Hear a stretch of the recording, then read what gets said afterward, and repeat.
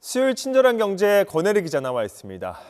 권 기자, 새해부터 아이를 키우는 부부에게 좀 더 확실하게 보탬이 될 정책들이 여러 시행되죠. 네. 특히 부부가 함께 육아휴직을 쓰도록 장려하는 제도, 이게 눈길이 갑니다.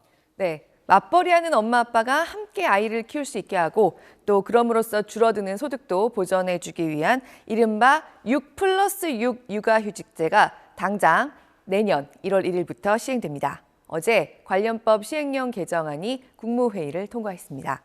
생후 18개월까지의 자녀를 둔 엄마 아빠가요, 동시에 함께 또는 한 명씩 육아휴직을 번갈아 할 경우에 둘 다 첫 6개월 동안의 육아휴직 기간에는 각각 최대 1,950만 원씩, 합쳐서 3,900만 원까지 육아휴직 급여가 나올 수 있게 하는 제도입니다. 지난해부터 시작한 이른바 3+3 육아휴직제를 대폭 확대하는 건데요. 우리나라에서 맞벌이 부부가 육아휴직을 할 때 가장 많이 보이는 형태, 엄마 혼자 육아휴직하는 거죠. 이때 엄마는 육아휴직 기간 동안에 자기가 휴직 전에 받던 임금의 80% 안에서, 그것도 150만 원 한도 안에서만 급여가 나옵니다. 게다가 정확히는 그중에 25%는 나중에 사후 지급금이란 개념으로 이 엄마가 복직해서 6개월 일한 다음에라야 주기 때문에 실제 육아휴직 기간에 받을 수 있는 돈의 최대 한도는 매달 112만 5천 원입니다.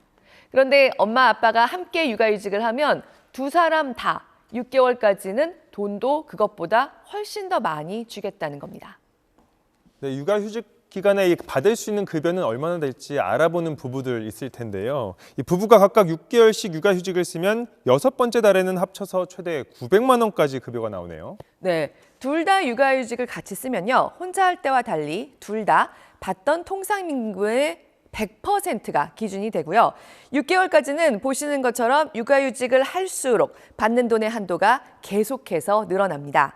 좀 고소득인 부부, 매달 500만 원씩 통상임금을 받던 맞벌이라고 좀 가정을 해보겠습니다.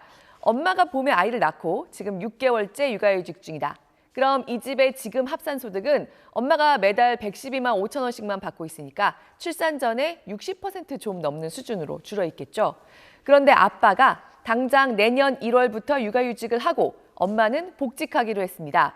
그러면 이 아빠는 당장 첫 달부터 200만 원이 나오고요. 복직한 엄마한테도 본인이 이미 쓴 육아휴직 첫 번째 달의 급여가 200만 원이 되도록 나머지 금액이 나옵니다. 112만 5천 원은 이미 받았으니까 87만 5천 원이 추가로 들어오겠죠. 아빠가 한 달만 육아휴직을 하고 복직하면 이게 끝이지만 아빠도 육아휴직을 6개월 꽉 채워서 쓴다고 하면 내년 6월 6번째 달에는 아빠의 통상임금 100%가 500만 원이니까요. 450만 원까지 받을 수 있고요. 엄마의 육아휴직 기간에 대해서도 차액이 꼬박꼬박 같이 나옵니다. 내년 6월에 이 부부의 소득은 엄마가 복직해서 받는 월급까지 합쳐서 1,287만 5천 원이 되겠네요.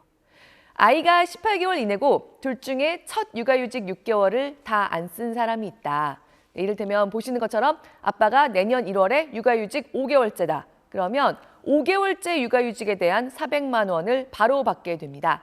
지금까지대로라면 112만 5천 원만 나왔겠죠. 그리고 엄마에게도 5개월 차에 대한 차액 287만 5천 원이 지급되는 겁니다. 네, 취지는 참 좋은데 중요한 거는 실제로 얼마나 육아휴직을 쓸 수 있을까 이거겠죠.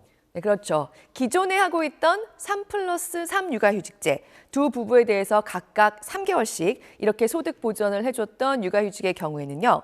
일단 첫 도입된 지난해에는 14,831명이 이용했고요.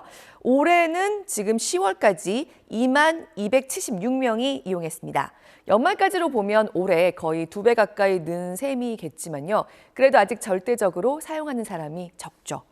급여는 고용보험에서 나가긴 하지만 대기업이 아닐수록 자리를 비우는 부담이 클 수 있고요. 남성의 경우에는 더더욱 그럴 수 있습니다. 육아휴직으로 인한 불이익이 남녀 모두 없어야지만 실질적으로 확산할 수 있는 제도입니다. 한국 사회의 존속 자체가 위기에 놓인 상황입니다. 지금 우리에게 가장 시급한 투자는 사실 반도체도 2차 전지도 아니고 아이가 태어나서 부모와 함께 행복하게 자랄 수 있는 환경을 만드는 데 들어가야 할 겁니다. 정부가 부모들을 위한 제도도 계속 이렇게 확충하고요. 기업에도 특히 중소기업일수록 육아휴직을 적극적으로 쓰려는 기업에게 인센티브나 효율적인 도움을 제공할 방법을 찾아야 할 겁니다.